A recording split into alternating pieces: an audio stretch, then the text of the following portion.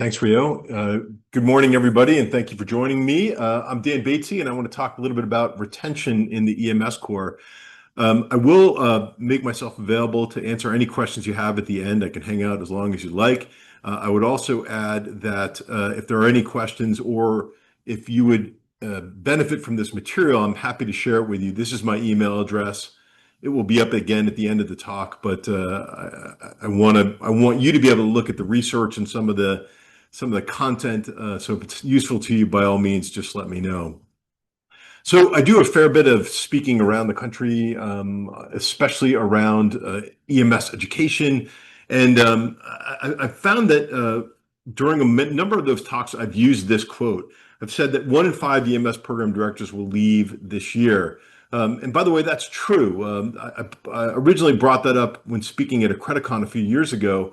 But the notion that we lose program directors on a regular basis, in fact, in 2023, which is the last full year of COA data that we have, 2024, we lost 23 program directors. So it's been pretty consistent. 23% of our program directors were changed out, that is. And now you might say, of course, that's true, Dan. I mean, don't you know that EMS is in a crisis? The average National Registry license certification is 4 years long. We're losing people all the time. And you might also say, well, we're working on it, Dan. We've done a lot of things. In fact, EMS has increased salaries by 30% since 2018. We've taken steps in that regard. We have a number of recruitment and retention strategies across the landscape of our profession. We've created learning manuals. Hell, we even put out lawn signs in front of the firehouse. We're certainly trying to untie this very complicated knot. But as I found myself saying this over and over again and referring to recruitment and retention problems, the question that came to my mind is, what about us? What about the educators? What about the people who are out there teaching EMTs and teaching paramedics every single day? We're losing them too, and that's pretty problematic. Now, you might say, that's a shame, Dan, but isn't that just the cost of doing business? Isn't that just part and process of the crisis that we face on a larger scale? And to some extent, I think yes. But I do think it's relevant to ask, what is the cost? You know, when we think about losing educators all the time, I mean, we can assign some monetary value to that. We can assign some actual tangible value to losing those educators. Now, before the pitchforks and torches come out, I'm gonna give you some estimates that are by no means scientific, but I'm just trying to give you these estimates to make you think a little bit about this. Let me tell you what I mean by that. So right now, there are about 750 accredited paramedic programs through COA. And by the way, I'm not trying to make this just about paramedic programs, but this is just a number that we happen to have at our fingertips. I mentioned before that in 2024, we lost 23% of the program directors. Now, if you do that math, that's 173 program directors that we lost in that 1 year. Now, in my home state of Vermont, we do 40 EMT programs for every paramedic program that we do. So if you take that COA number of 750 and you multiply it by 40, by 40, that gives us 30,000. And if you take 23% of 30,000, that gives us roughly 6,900. So the number that I want to work from is around 7,000. Now, by the way, do I really know if there's actually 7,000 EMS programs in this United States? I don't. There's probably more, might be less. But I think it gives us something that's roughly equivalent in our brains to think about. So if we're losing 7,000 EMS educators every year, that has a real value. For example, if you went and put all of those 7,000 EMS educators through a NAEMSE level 1 instructor class, which, by the way, many of the states use as their original training program, that's $2.2 million at $325 a piece. That's $2.2 million every year that we have lost in terms of real money that we've invested and are now no longer in our system. If each one of those folks went to an educator continuing education program, for example, like the Texas EMS Educator Summit, the cost of that program was $345. That's $2.4 million that we flushed down the toilet. Now, by the way, that only begins to scratch the surface of how much money we're spending on these educators. In fact, when you look at some of the research around non-EMS educators, that is teachers in public schools, a 2007 study demonstrated that the total average cost of replacing an educator, just in terms of the logistics of recruitment and hiring and processing and first-time training, was somewhere around $800. Now, by the way, that's 2007 money. I'm certain that that has increased since the 10 years that have gone by since that study was conducted. In Texas, they did a fairly comprehensive study, and again, this is almost 20 years ago now, that said that the cost to replace a teacher was somewhere between 25 and 200% of that teacher's annual salary. So that's big money. And again, whether you want to tell me that my math is incorrect or that there's more or less than I'm estimating, the bottom line is every time that teacher leaves our system, it's money that we're flushing down the toilet. Now, it's more than money, though. And I'd like to ask you a question, and you can think about this as you ponder this talk. When you first started in education, in your first year of your career as an EMS educator, were you a great instructor? Now, I can't tell you what all of you would say in this format, but I'll suggest to you that I was not a good educator in my first year teaching.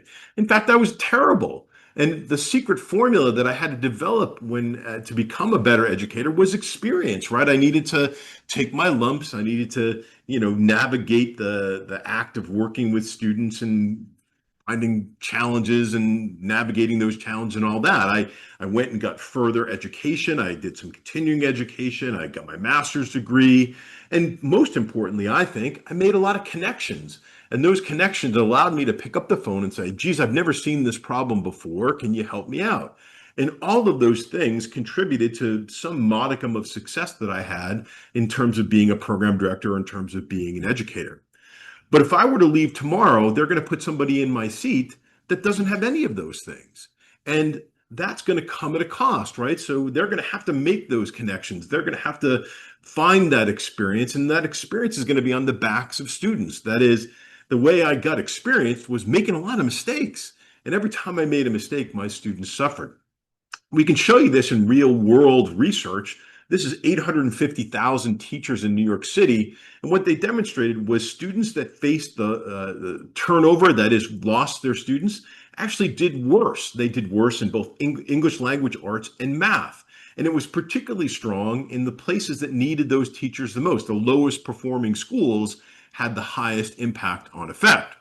What we can also see among our public school teachers is that it's a cyclical problem. That is, bad conditions lead to high attrition. High attrition leads to worse conditions. Worse conditions lead to more attrition, and so on and so on and so on. And again, when you look across the landscape at public schools, what we see is those places with the highest attrition not only have the impact of lower scores and lower academic performance, but also tend to see that attrition get worse over time. Bottom line, those most in need are disrupted the most. Now, I get it. You might be saying, Dan, you're comparing apples and oranges. It's public school, we're EMS education, two different things. But I'm willing to make just the brash assumption out there that perhaps there's enough meat on this bone. There's enough evidence out there that this is a bad thing that perhaps we should be looking out for one another. We should be saying this is a problem and we need to do something about it. So I think then the big question that we have to ask is, why are EMS educators leaving? And quite frankly, I don't know. In fact, there's a dearth of research on this. And if you're one of those researchers that really wants a good project, this would be a terrific thing to look at. I think that we should be exploring why our folks are leaving, in particular, why our educators are saying, I don't want to be an educator anymore. And I think there's plenty of room to do that. However, there is a fair bit of research among public school teachers, and I think it's a pretty reasonable leap. In fact, if you look at their attrition numbers, again, depending upon the source that you're looking at, their numbers are very similar to ours. In this one particular study, it demonstrated that somewhere between 19 and 30% of first-year teachers will leave within their first 5 years. That's entirely consistent with the research that we've concluded in COA. That's a very similar attrition rate to our numbers from annual reports. So we're seeing those sorts of things. Now, again, it's a bit of a leap, but I think it's a reasonable comparison. And you might say, Dan, why do those public school teachers leave? Well, like I said, there's a lot of research out there, and I'd like to call your attention to two particular areas that I think have done a really nice job of summarizing it. The first one is a group called the Learning Policy Institute. Both of these sources are open source. You can download them yourself and take a look. I'm more than happy to send you the slides. I'm more than happy to send you the links. I probably have both of these documents that I could send you. I'd be glad to do that. The Learning Policy Institute took several different bits of research, sort of like a meta-analysis, and they said, let's take a hard look at why teachers are leaving in all of those studies. And they condensed it down. I'm going to get into this in a little bit more detail. Now, it's a little bit older. It was pre-COVID, and I think COVID tells us a lot about some changes that happened over the course of the pandemic. But I still think it's pretty valuable. And their findings have been consistent in more recent findings as well. A more recent one that I'd like to call your attention to is the RAND Corporation's analysis. This is a teacher well-being and intentions to leave survey. It was conducted in 2024, so it's very contemporaneous. And it also summarizes a bit of research out there. In this case, they looked at just a little bit over 1,400 teachers across the United States. So their findings are, I think, relevant and again consistent with the previous one that I mentioned before. Now, why are people leaving in this? Well, it turns out that students, the old joke of, I really like being a teacher, except for having to deal with students all the time. Well, that remains consistent. And certainly that's a problem. But what I found very interesting in the RAND stuff is this notion of salary, right? That a large proportion, in fact, 37% of teachers in this particular study left because of salaries being too low. Now, I find that very interesting because we conducted some research here in Vermont that replicated research that was originally done in Georgia. It was then done after us in New York and South Carolina. And we looked at why EMTs are leaving our profession. And what we found was that 40% of those EMTs who said they were leaving because of pay. So about half of the people in any given time, attrition was a result of either pay or promotions or some sort of reimbursement issue that's going on out there. Now, what that meant, in Vermont at least, was that we wanted to take a hard look at what the other factors were in terms of why people were leaving. And what we found, at least from EMS provider perspective, was that it had less to do with benefits and pay, that is the other 60% or so, but much more about organizational culture and the people around them and leadership and burnout, all of those other almost social related issues that came up were the reasons why they were leaving. So a large portion of our EMS population was leaving because of those reasons. Now, what RAND demonstrated was that was very true in the teaching profession as well. That if you take away the roughly 40% that were leaving because of salaries, the other stuff was a lot about the culture in the schools, lacking support, lacking coaching, limited voice and decision making, all stuff that we heard very similarly in our EMS population study. So, look, again, we're taking a bit of a leap, but I don't think it's particularly foreign. And when I think about my own experience out there as an educator and think about the challenges that I faced, that, I'd still like to think of myself as an educator, but all of those days that I went home and said, boy, it's time to go. Boy, it's time to be done being a program director. Boy, I really don't like what I'm doing. It was those challenges, the social, the leadership, the organizational, that really meant the most to me. And I'd ask you to reflect upon that because, quite frankly, I really like to know. And I think we as a profession, especially as a profession of EMS educators, would greatly benefit from better insight into why people are leaving. Because if we do that, well, then we can start patching the holes. And quite frankly, I think the more we can understand about how to retain them, the better off we'll be. Now, the good news is there is a little bit of research about how best to retain teachers. And I'm going to give you a little bit of a thin slice of each of those areas of research. Now, again, I appreciate that there's a little bit of apples and oranges going on here. Most of the research that I'm going to talk to you about is about teachers and public school teachers and places like that. But I think it's a reasonable leap. And I think lacking a firmer ground or better research on our side, I think there's good insight here that can help guide us, at least set us on a path. I want to, because I only have a little less than an hour, I want to talk about three areas. I want to talk about state stuff. Some of you know that I'm a deputy commissioner of public safety for the state of Vermont. So I think thinking about systems is really important. How can the system help us retain teachers? I want to talk about organizational interventions. How can the organizations help retain teachers? And then finally, I'll end with just a notion of individuals. How can we, as individual instructors, promote retention among our ranks, and we'll go from there. All right, let's start with the state stuff. As I mentioned, I'm a deputy commissioner of public safety. I think a lot about systems out here, and how can the state, how can the EMS office, how can the state legislature help us retain more teachers? Now, I know what you're thinking. You say, Dan, I'm just a lowly educator. We can't make those kinds of changes. But I can tell you that I've been in a policy level job, that is a person who spends a lot of time at the State House for the last 3 years. And the one fundamental lesson that I have learned is we are far more powerful than we ever imagined. That if we could just get ourselves organized, if we could just make our message louder, we would have much more substantial outcomes. If you look across the landscape of EMS, there, according to the National Registry, there are just shy of 1 million certified EMTs in the U.S. That's a pretty big number. Now, if you think about teachers, there's about 3.8 million teachers in the U.S.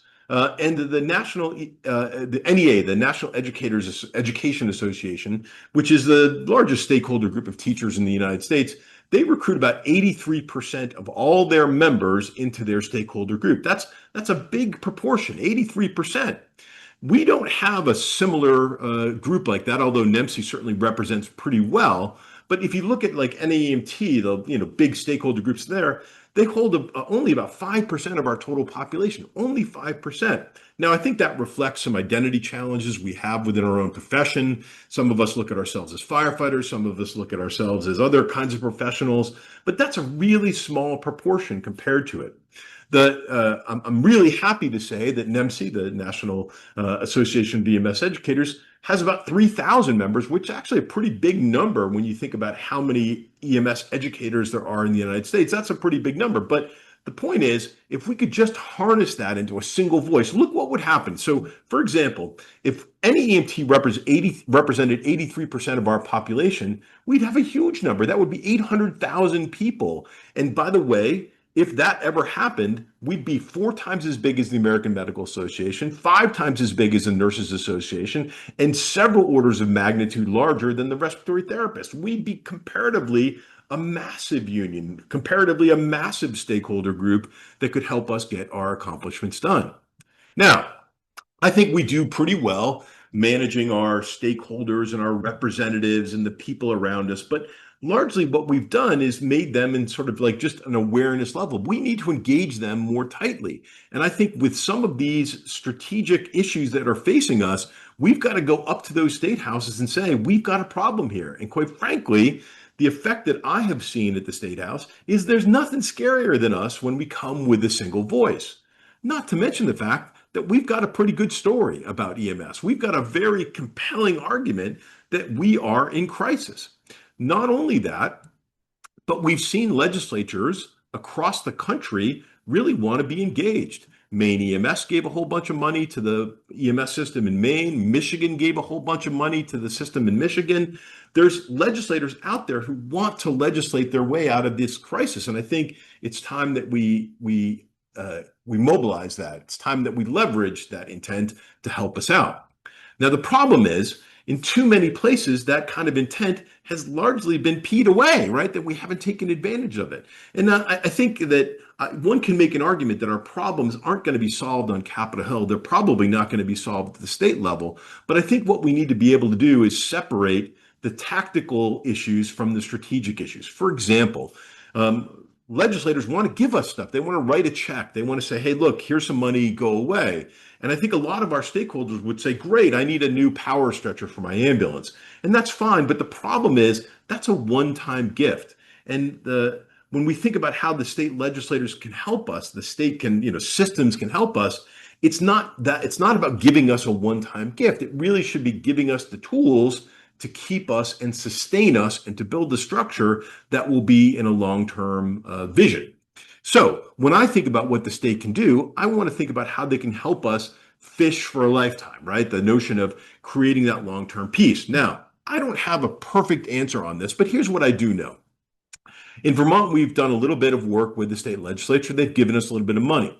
I know that when I put on more EMS classes, I have more students. That is, just by making classes more available, I bring more butts into seats, more people coming in there. Now, what I don't know is whether all of those new butts in seats have actually made a pretty significant dent in my EMS system. I don't have the results long enough. We've been dealing with some money from the state legislature only since COVID, so I can't really tell you with certainty that more butts and seats has led to more active EMS participation, although my hypothesis would say, yes, it has. So I'm going to go ahead and take a little bit of a leap and say that, look, if I can get more educators, I can get more butts and seats. If I can get more butts and seats, I can have more licensed individuals. I think that's true. Ask me again in another 2 years, and I'll tell you for sure. But let's go ahead and assume then that instructor development is a strategic goal. That is one of those things that we can say to the state legislature, this isn't just about buying us power stretchers. If you invest in instructors, we will have more licenses. If we have more licenses, we'll have a more viable system for years to come. I think that's a reasonable expectation. I think that's a reasonable assumption to make. And again, I think we should do some work to prove it. So the question then would be, what would we do with more money if they gave us money towards that goal? Well, quite frankly, I think we should pay it to instructors, right? Because what we know is money works. In fact, when you look at public school teachers, when we increase salaries, we have more of them. In 2015, they demonstrated that $40,000 was the threshold by which when you made teacher salaries at least $40,000, we'd actually pivot to having more than we were losing. Now, I don't know that 40,000, certainly not in today's money in Vermont, going to keep anybody in a teacher's job. But I think what we should be thinking about is, what is that pivot point? Where is that salary range where more people will stay than will leave? And I think as a system, we can talk about that. We can talk about how do we make sure that we're paying EMS educators enough to keep them in place. We've also demonstrated that when we talk about student loans, that when we are able to balance the debt that a teacher must carry in order to become a teacher, they tend to be more inclined to become teachers. So again, there's an investment there that we could do. So is there a way that the state could pay student loans or make education costs a little bit less? All of those things have direct correlations to bringing more teachers in there. Also reflected in the research that I mentioned before is that, you know, it would also keep people, but also bring people back. When we talk about what are the things that might bring you back into teaching after teachers have left, full-time positions, retirement and benefits, increase in salary, we're all among the top, the leaderboard of things that would solve the problem. New York and Connecticut are also very good case studies in this, especially around public school teaching. They demonstrated when they got salaries to a point where they were equilibrated among other professions, that is, they found that threshold point, that they basically solved the teacher attrition problems. They solved the teacher recruitment problems. Now, by the way, it's not perfectly clear, and I'm not saying that there aren't teacher problems in New York and Connecticut. That's certainly not true. But we did demonstrate some really important corollaries. They demonstrated that an 11% in salary increased the proportion of willing college graduates by 26%. So a relatively small increase led to a relatively large bump in the number of people who are willing to say that. In fact, in New York City, 1% increase in salaries in the metropolitan area increased proportionally the number of teachers willing to stay by 1.5%. So there was a direct correlation between salaries and teachers in reducing teacher attrition and increasing recruitment. So this is a big deal. There's direct correlation there. Now I get it. You know, you might say, Dan, that's crazy talk. My legislature will never go for that. They're never going to just give us money to do that kind of stuff. And I appreciate that maybe that's too aggressive. Maybe that's something that we look to in the future, in the long term. But, you know, here in whatever state you're in, you might say, we just can't do that. But look, I'm also a simple guy, and I like simple solutions. I like the notion of doing this in really straightforward ways. And I think there's even more simple ways for the state to help us out. Let's focus on this. Almost every state in the country has some kind of student teaching requirement as part of their original training to become an educator. So here in Vermont, you go through the NAEMSE Level 1 program. We then ask you to do a student teaching proportion of that. And that's standard fare. In fact, I'll give you here. This is Connecticut. I'm not trying to pick on Connecticut. It was just an easy one that I pulled out of one of 50 states. But in Connecticut, they require completion of, I'll make this a little larger for you, completion of 25 hours of student teaching. So to become an educator in Connecticut, you got to take your original training, and then you got to complete 25 hours. Now, I want you to reflect upon this and think about the commitment it takes to teach for 25 hours, because it's easy to think of this as just a simple statement, you got to do 25 hours. But what we're really asking for here is not the 25 hours, but for them to put aside all of the other commitments they have and work uncompensated for 2 months. So think about an EMT class, 3 hours a night, 2 nights a week, 24, whatever the 25 hours, that's 2 months of work amid all of the other challenges they have. And I'd like you to think about this for a second.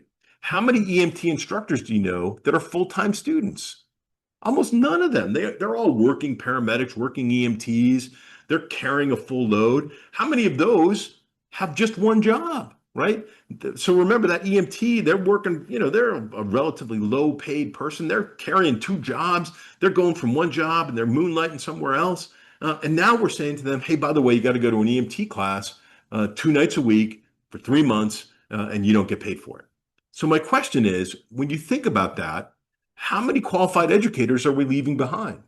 How many people who say, I'd really like to be an educator, but I just can't take 3 months off. I just can't juggle all the family and the babysitting and all the other stuff that to do this that I otherwise would if I didn't have to pay for it, right? I think that there's a fair number out there, and I look at my own situation in my own state, I think there's a fair number of people out there who we might be saying, look, I know you want to do this, but they just can't do it. So what if we took the money from the state and said, hey, pay us, pay for those internships, give us the ability to pay that interested candidate to come to class, to be part of that program, and that they don't have to give up that extra shift that they're counting on to pay their bills, or that they don't have to give up a babysitting check to do this. I think there's real value in this. And by the way, what we also know is that there's a direct correlation between retention and preparation. For example, attrition rates are 2 to 3 times higher for those who enter a profession with full preparation compared to those who don't. Now, why is that, you might ask? And I can only speak to my own situation, but I know that when I first, I looked around at my friends who were teachers and I said, boy, they're doing it so easy, right? It looks like it's so much fun. But if you're not well prepared, you get there and you go, holy cow, this is hard. Holy cow, these students are idiots and they have all these crazy challenges that I have to deal with. Preparation allows you to integrate. Preparation allows you to sort of acclimatize before you get there and then have all those knuckleheads break your heart in the first days. Now, remember that preparation has both quantity and quality, right? So we're not talking about just the how, I'm sure when you take the NAEMSE level 1 program, you go, wow, I'm super well prepared. And indeed, it is a quality program. But there's also a piece of this as well that is associated with the length of time. We know that recruits who had a semester more of practice teaching were 3 times less likely to leave in that first year period. So in other words, we've given them proper exposure. We've given them an opportunity to work with a qualified mentor to see, look, if you're just showing up for 3 weeks in a row, a couple nights a week, you might catch a couple of counseling sessions. You might catch some lesson plan development. Certainly, you're probably going to do some teaching, but it's more the day in and day out drag, the more, the churn of dealing with students day after day. I think there's something to be said for a longer stretch of period of time. But I think it's wholly unreasonable to say to somebody, hey, come for a semester, but we can't pay you. It's not the standard that we use for physicians. It's not the standard that we use for any number of other professions out there. What if we made being an EMS educator more akin to being a physician, where you have almost like a residency? If you want to ask your state for something, I think that's a really smart investment. Now, it also ties to some of the stuff that I think the organizations can do. And I think when we think about how to support recruitment and retention among educators, organizations play a really important role here. And the first role that I want you to think about is how your organization finds new instructors. So if your organizations are anything like, and by the way, when I say organizations, I might mean a department, I might mean a training center, I might mean a school, because there's lots of different models of how EMS education goes on. But for whatever organization that is, think about how those educators are made. If they're like any of the organizations in Vermont, we're going to look to that good operational provider. Just by the way, just like we do our leaders, right? We're going to say, boy, when we have an educator, she's been around for a long time, right? She must be a good educator. And not only that, she's a good EMT. She takes care of patients well. She's reliable. She always fills out her forms. And by the way, she washes the truck every single time. Now, I think those are all good traits. And I'm not suggesting that reliability and professional knowledge, operational knowledge are bad things, but it can't be the sole criteria that we use to select an educator. In fact, if we're only selecting for longevity, if we're only promoting people who've been around for a long time, we're missing a significant cadre of people that are much better. I think if we really want to have success in recruiting and retaining educators, we need what many people will call unapologetic promotion. We need to say, this is the most important facet of our profession, right? If we're not training people right, very little else matters, right? And like we set the tone, we push people out on the right foot. If you think about the changes that have been made in EMS, the significant aspects of changing our profession, it's almost all come from educators. It's almost all come from those classrooms. It's the lessons, it's the role models, it's the, all of those elements that are so important to the health and well-being of our provider population. So I think it's time that we said, this is a big deal. So let's not make this a blind process. Let's not make this geez, I hope somebody shows up and comes in to be an educator. Let's turn away from this notion that they're going to just fall backwards in through the door and they'll become the educator. Instead, we need to make recruitment an active process. And that active process has to align very closely with our mission and our vision. I think this is also true with our leaders. And if you want a really interesting book about finding leaders, this is a pretty good one. It's called Finding the Best and the Brightest. But in this book, they talk about doing a leadership inventory checklist. That is, before you start looking for a new chief or a new educator, let's take a look at what's happening in your organization. So what's happening in the industry? What are the trends? What's happening in our organization? How is our leadership going to be impacted? And I think you could say the same thing for an educator. What's currently happening in our training center? What are the most important traits that educator can bring? What problems is our training center going to face? How can those educators bring their talents to bear? And when I have that, then I can start looking and focusing a search that will bring us what we need. By the way, if you're a paramedic program, you have this in the form of your advisor committee. When you meet with your advisor committee a couple times a year, you could actually review this and talk about the program's minimum expectations and the goals of the program. And I know that many times we just kind of write that in there. But remember, it has to be something more than just a written document. It has to be an ethos that you embrace.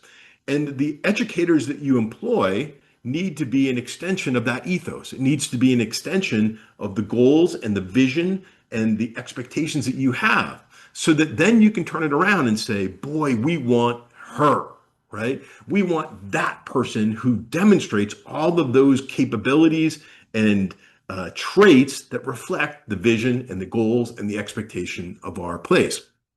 Now, this has extensive benefits, not just in terms of finding the right people, but also in terms of retaining people. When you look at the RAND document, what they will demonstrate is that a fairly large population, almost 20% of teachers who leave, will leave because they feel that the goals and expectation of the school are unattainable. Now, I think that may be true in a lot of places, right? Where you go, look, I'm just knocking my brains out, trying to do the right thing, and I just can't get there. But I also think that if it's that high a proportion, a number of those educators simply didn't understand what the goals were. That there's a disconnect between what the program's trying to do and what that teacher's trying to do.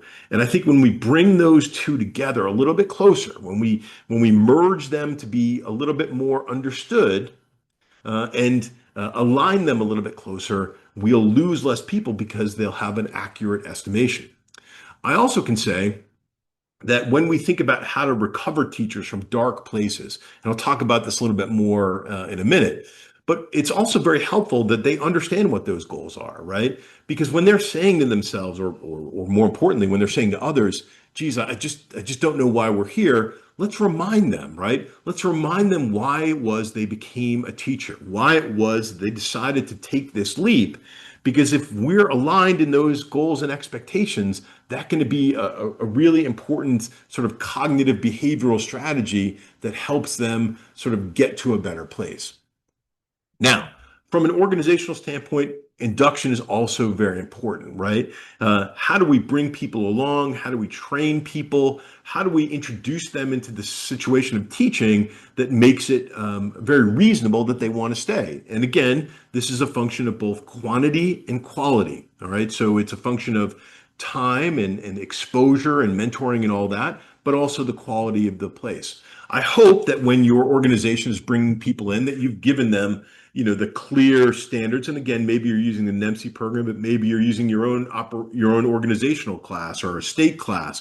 But let's make sure that it's giving them some real lessons in pedagogy and teaching and that kind of stuff. But also, let's also make sure that if you're taking the NAEMSE class, we can't talk about your organizational standards. We can't talk about the specific training pieces that your operation will need them to have. So we've got to make sure that they have that stuff, right? So is it a separate element? Is it an ongoing piece? Is it continuing education? I think it's all of those things, right? But let's make sure that the standards are clear, the expectations are clear, the goals are clear. Let's make sure that we've given them the tools when they walk in the door to be able to manage themselves in our own organizations. Let's also make sure that field training is really important. And by the way, if you reflect upon how we do this with paramedics, we send them out and we say, go do your clinical and your field training. But then at the end of that, we say, let's do some capstone. Let's make sure that you are capable of leading on your own. Let's make sure that we take away your training wheels. We push you out the door, give you some opportunities to make decisions and all that on your own, and then evaluate you and give you feedback. I think that may be very important in our own educator training as well. Have we given them that opportunity? And I'll say, that hardly ever happens in 3 weeks and 25 hours, right? Or it's very difficult to make that happen in a meaningful way. And I think it's dangerous when it doesn't. Are we giving them mentoring? Are we giving them feedback and quality assurance? Those are elements that are essential to giving them that alignment of expectation versus program expectation. When we think about that process, also, let's make sure that it's interwoven with some of the most important elements of making them feel safe and secure in an organization, right? So alignment with core values. Let's make sure our leaders are accessible. I'll talk about that more in a moment. Do they have coaching? Is someone actually telling them how to do this? Are they able to see the role modeling in that internship mode? And by the way, also, are they being treated with positive regard? Are we being nice to them and saying, hey, look, we need some help here. I'm glad you're here. And then finally, is there an opportunity for them to get assistance when they need it? Because after all, most of us will need assistance in that first year as an educator. Now, unfortunately, what we see is the opposite of that, right? That we typically will say, Dan, we got a ladder for new educators. You come in, you'd be a preceptor, maybe you're a lab instructor, and then, the step 3 is take over. Now, the problem with take over is this is where we put them, right? When you think about where those first year new educators go, it's not the day program. it's not the program that has a bunch of resources all around them. We shuffle them off into the remote EMT class, off-site, off-campus, 5 to 9 p.m. You're working out there. And by the way, that is full of landmines, right? Because we place these new educators in the areas of the lowest support networks, right? If you're teaching that class at 5 o'clock or worse at 7 o'clock or off-site, there's nobody to ask for help. There's no one around you to give you the feedback or the coaching or the mentoring that you need. And if you're not getting it from your original training piece, well, then you're in big trouble out there. And by the way, the research around why teachers are leaving is really showing us that. Relatively high numbers of teachers who leave will say, I'm leaving because I've lacked support from school administration, or I've lacked coaching or mentoring. These are big numbers out there of people that are going out there. But it makes perfect sense to me because we're putting them out there on an island. And by the way, think about who we're hiring, right? We're hiring them because they're good operational providers. And good operational providers have a pretty clear message of working on their own, right? They're designed and we've trained them to operate independently, that they have to know everything, that they manage crises on their own. And, the dangerous message that we give them is don't ask for help. And those providers are full of the type A personalities. They're not going to ask for help. So what happens is that all those issues bubble up and bubble up and bubble up until the point where they can't take it anymore, and then they just leave. Right. And again, I think that's a tragic and oftentimes avoidable problem.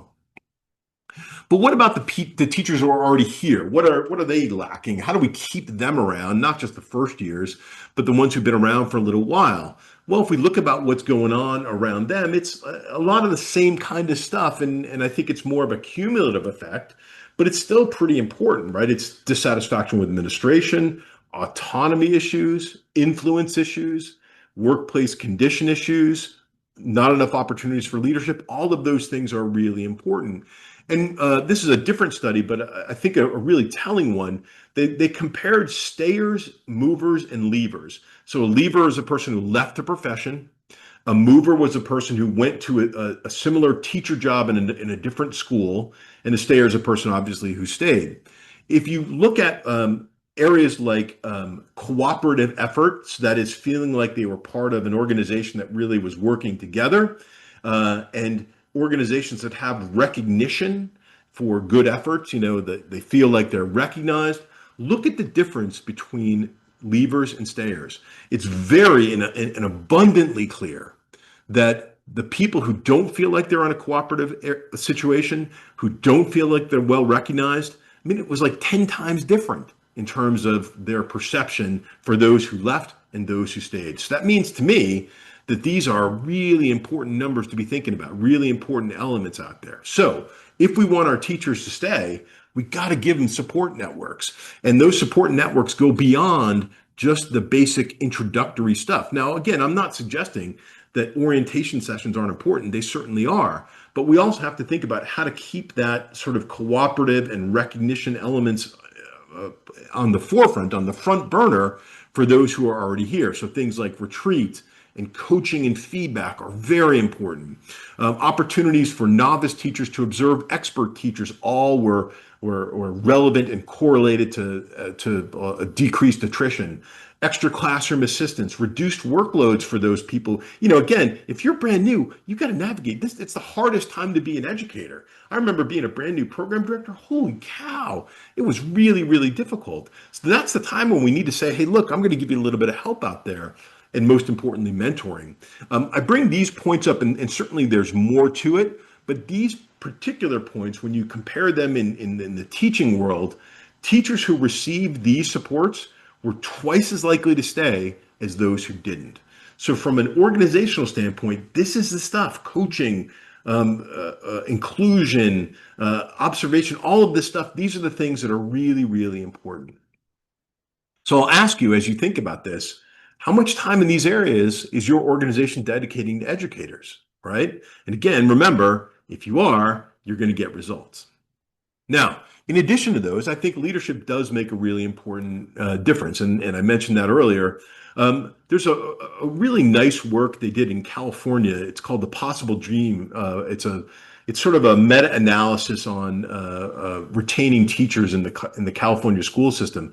What they demonstrated was that the three most important corollaries between teacher retention was leadership support, opportunities for professional collaboration, and resources.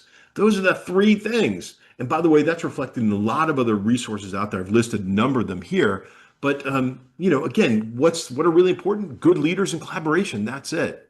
I don't know if any of you have listened to this, but if you haven't, you should. It's the Cult of Pedagogy podcast, a terrific podcast associated with teachers and teaching, not just EMS teaching, by the way, but mostly primary education out there.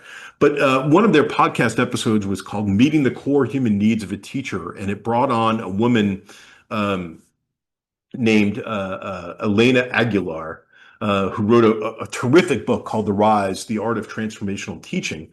And she talked about this notion of, the best way to retain teachers is to meet really basic needs. And, the basic needs that we're talking about are Maslow's hierarchy, make them feel safe, fulfill their physiologic needs, right? I mean, and, we think about physiologic needs like safety and shelter, but if we're not paying them enough, if they can't pay their bills and pay their mortgage, they're going to go find a job that allows them to do that. So, like real basic stuff. But then also all of the other elements as well, that the notion of feeling like you're part of a community, feeling like you have purpose and autonomy and competence and self-esteem, that's all of those other elements that we were talking about before.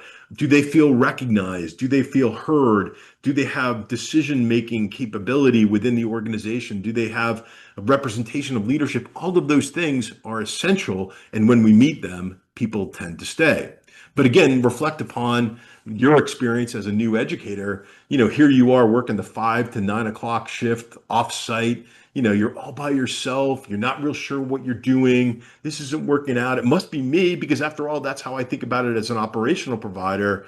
Well, maybe I just better give up. Just ask yourself this. And I did this. I gave this talk in Texas at their educators conference. And I asked the room, how many of you have had to buy stuff out of your own pocket for your EMT class? And every single hand in the room went up. And by the way, mine too. How often did you feel like you're in a position where you had to do something on your own? I think that's a really good example of us not paying close enough attention. Now, I also will say that EMS tends to be, and I hate using this analogy, but the old red-headed stepchild. I think there are places that have advanced beyond that, but I think far too often we get put into these situations in schools where they don't quite know how to deal with us. I've worked myself in 2 different community colleges, and neither of those community colleges was immediately open to the embrace of EMS. Now, I'm not saying that I didn't have good people I worked with. I did. But what I found was it took a lot of coaching, a lot of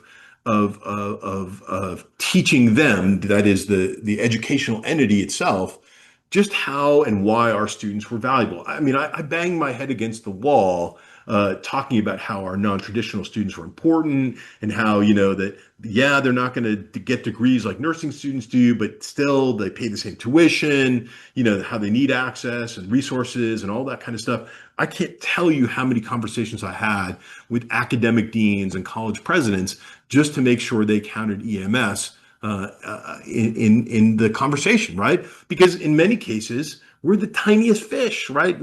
They don't see us as an important asset. By the way, I think we are important assets, and I think we could be a much more important asset in a lot of places that we peddle our wares, but oftentimes we are unheard. And by the way, if the department is unheard, the EMS department is unheard, think about what it must feel like to be that new educator working the 5 to 9 shift off-site, right? They're invisible to your place. So the gift that you can offer them is support. If you're an organizational person, what you really need to give them is the support to make them feel recognized, to make them feel heard, to make them feel part of the process. And there's wonderful places who are doing that.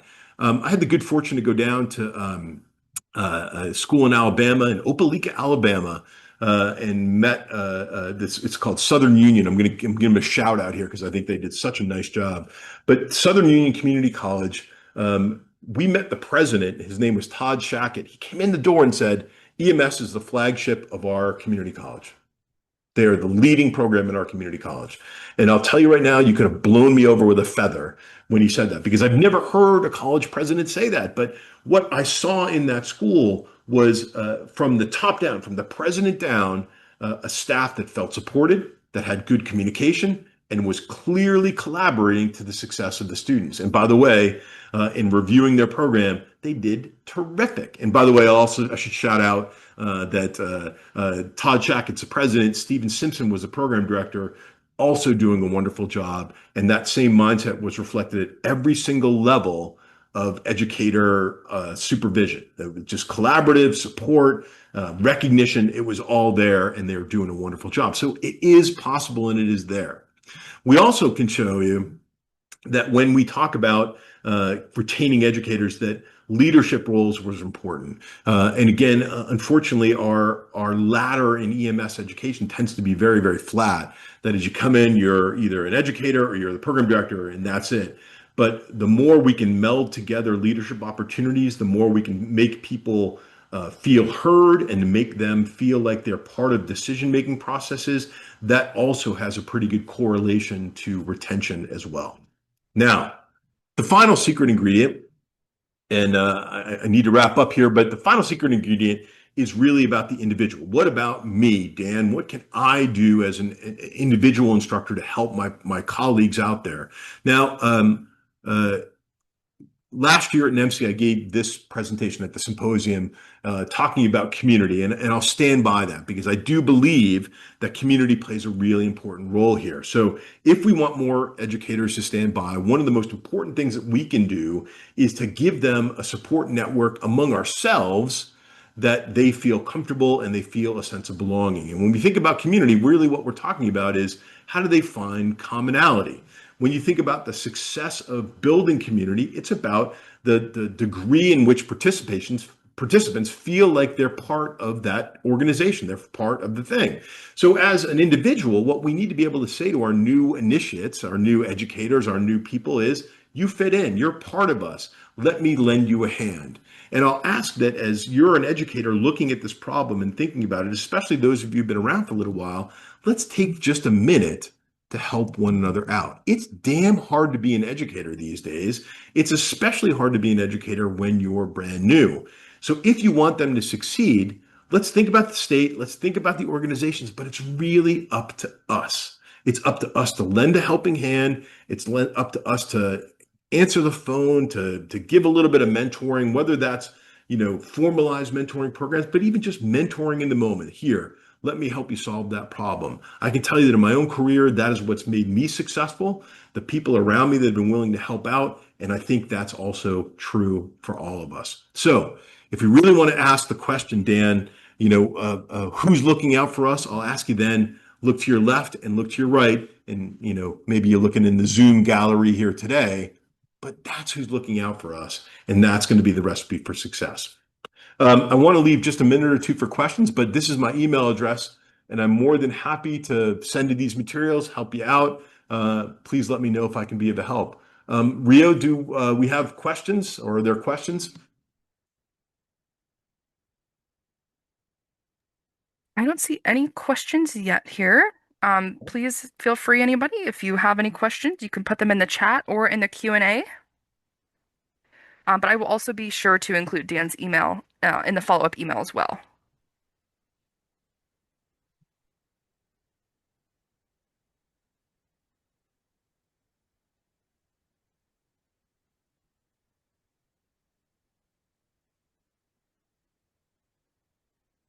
A lot of compliments. Okay. Well, listen, thank you, everybody. It doesn't seem like we have a lot of questions, so I appreciate you all being here. Rio, thank you very much for the opportunity to speak with you. And again, if anybody has any questions, please feel free to email me. I'll be glad to chat.